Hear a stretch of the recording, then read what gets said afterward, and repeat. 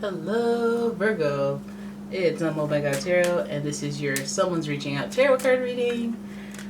I'm going to be using the astrology reading cards, and then we'll do a tarot spread, figure out what's going on. But let's have a look at the personality traits and the energy that surrounds this person as they come towards you with the astrology reading cards. Alright, here we go. First card, Gemini. The energy is communicative, mischievous, lively, witty, and informative. Stimulating exchange is possible. So we have Gemini energy here, and I always say that Geminis are a lot of fun. They're a lot of fun to talk to. They're a lot of fun to go on an adventure with. You might get into some, as previously mentioned, mischief. Okay, because they're that devil voice on the side of your shoulder going, yeah, you should do it. You know, like they're that, but they're a lot of fun. Geminis are air signs, so they're very good at they're good at communicating, and they make people feel good. They make people feel special. Like I always say with Gemini males, they always make each woman, each person they're talking to feel like the special one, and everyone has this very individual, special relationship with them. So this person makes you feel good. Geminis, lots of fun, very persuasive people. And then we have Aries. The energy around you is dynamic and spontaneous. Crusading impulsive action is likely. I always describe Aries as like the little child of a family of 6 or something, the one that gets spoiled. The Aries are like the little kid of the zodiac, where they're kind of me oriented. They want to be trailblazers. They want to be the first to do stuff. You know, the highest compliment from an Aries is like when they wish that they thought of that themselves. And they're very competitive, and they want the spotlight. They like attention, okay? And the only way to get their attention is to be the person that everyone else in the room is staring at. And then they will pursue you because they're like, ooh, I want the shiny object, right? So that's another person who could be reaching out, Gemini or Aries. There's a little similar energy in there. They're on the same kind of quadrant of the zodiac. And then finally we have Capricorn. The energy around you is serious, materialistic, and hardworking. It bestows shrewdness and cautious ambition. So Capricorn, this person is ambitious. They like to, have nice things, just like Taurus. They're earth signs, so they're very grounded, very practical people. And they pursue things very slowly and calculated so that they have prime results. Capricorns are not just like doing whatever out here. They like to solidify stability in their lives. Where they run into trouble is with emotions. They like to stabilize things and be in control, but emotions are malleable, so they don't quite can't compute that, can't do the quotas for emotions. Capricorns don't get it, but that's fine because they have money and all that stuff, and they have accolades, accomplishments, achievements, all that. So this person at least is very like ambitious, because Aries is ambitious. Geminis, I would say Geminis are ambitious. They like the pursuit of stuff. They like to hustle. So dealing with somebody who knows a thing or two about street smarts at the very least, and has a good kind of status or good reputation, or like their reputation is a big one, whether it's good or bad. Right, but let's have a look at the archetype cards to figure out what kind of make model this person is. Alright, so here we go. We have the detective. Ooh, light attributes. Great powers of observation and intuition. Desire to seek out the truth. Shadow attributes. Voyeurism. That sounds so not cool. Falsifying information. Okay, we have the detective. Now that's funny. That wouldn't surprise me if it popped up over like a Scorpio card, or like maybe even a Taurus card. Detective, that means they're making their lists and checking them twice. Oh my goodness. Alright, so this person's very inquisitive. Doesn't surprise me with a Gemini. Aries, again, Capricorn, detective. If we're talking competition, then I'm not shocked at all. So this person could be related to, it could be work. It could be somebody that is in a competitive class with or in the vicinity of you. Alright, but let's have a look at the spread to figure out what the heck is going on. This person reaching out to you. Okay, here we go. 10 of Cups. This is a good thing.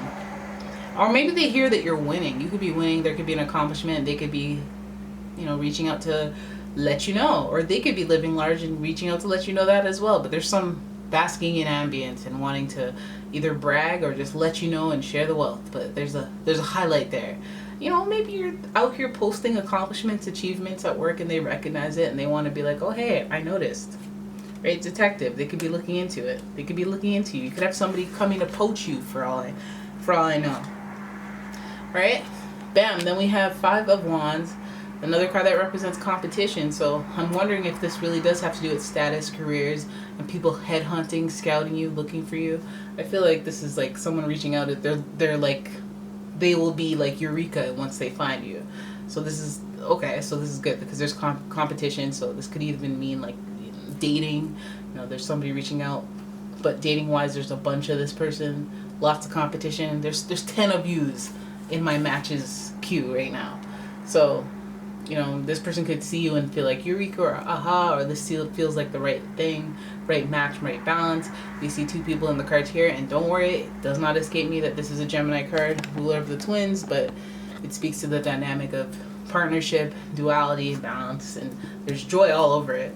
So there's competition there. So again, it could be somebody who's in the running to becoming one of your suitors. Don't you be like, okay, I choose you, I choose you, I choose you. Let them all flock in.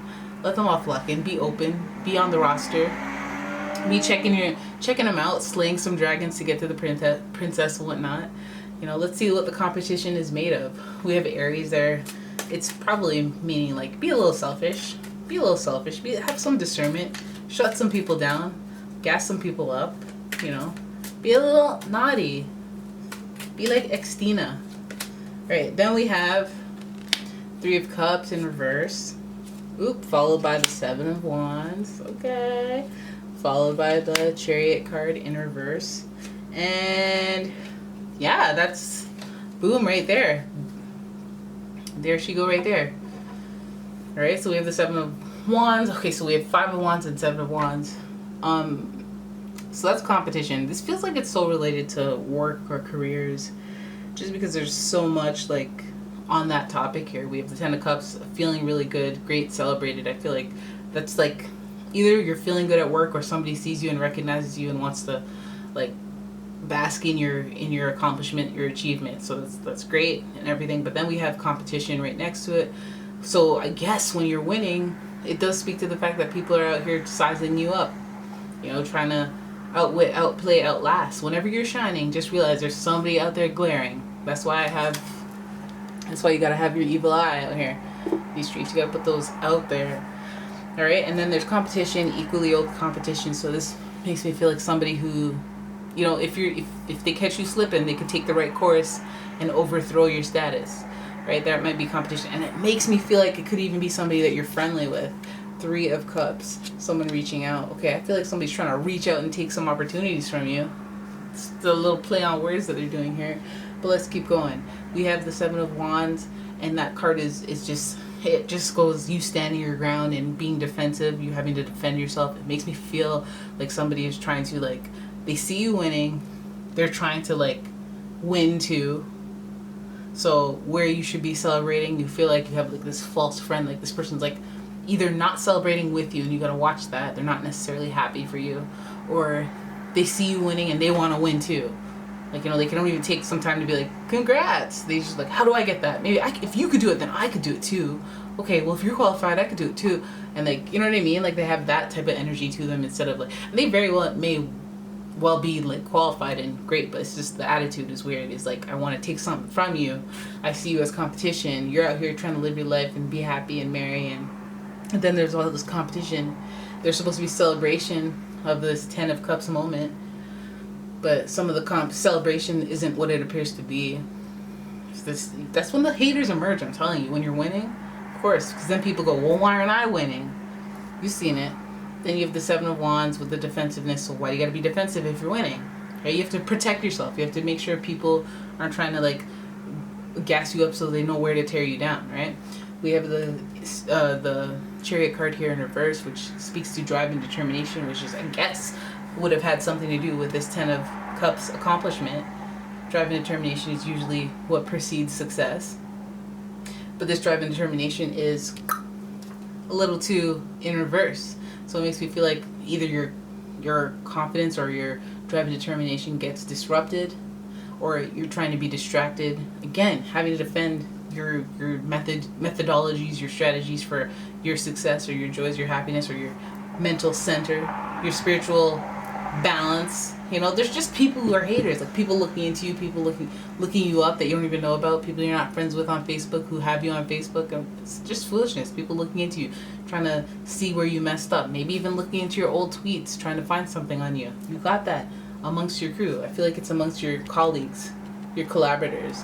This is supposed to be friends, so I just feel like it's just friendly. People you're friendly with but in competition with, and you having to defend your stand your ground with them.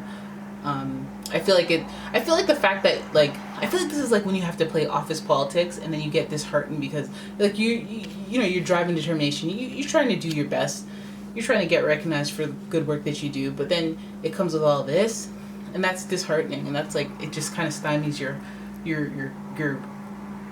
drive to even be a part of it, because these people are supposed to be allies or friends, or at least friendly, and they're causing some disruption, I feel like, by reaching out. I feel like and it just almost even feels like they're not reaching out to you as like, hey, that's great, as celebratory, as like whatever. It's like the celebration card is in reverse and we have competition just sandwiching it. So I feel like public status, reputation with the Capricorn card, Aries representing like selfishness, and Gemini's representing persuasion. I feel like don't let any of your allies like talk you into anything. Go with your gut, your intuition, because again, Cups is intuition, spirituality. The Chariot is associated with Cancer, which is water, most spiritual of them all. And then we have this whole detective energy that they're throwing at us, like they're looking into stuff and they're trying to investigate, like, what, can't you just mind your business? Oh wait, you can't mind your business because you're too busy focusing on me. But while you were focusing on me, I was focusing on myself and getting, you know, my goals met.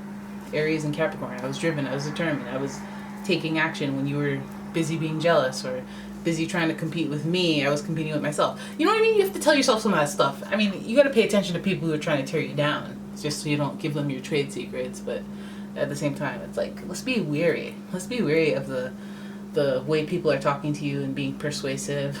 People who have exhibited selfishness in the past, and then those people who are just extremely driven by status, determination, status, and like praise, and like, if they show any jealousy towards other people, you know it's probably happening to you as you get celebrated. Alright, so there it is. That's your reading. I hope you guys enjoyed it. Went a little long. If you did, please give the video a thumbs up and subscribe to the channel, and I'll see you in the next one. Bye!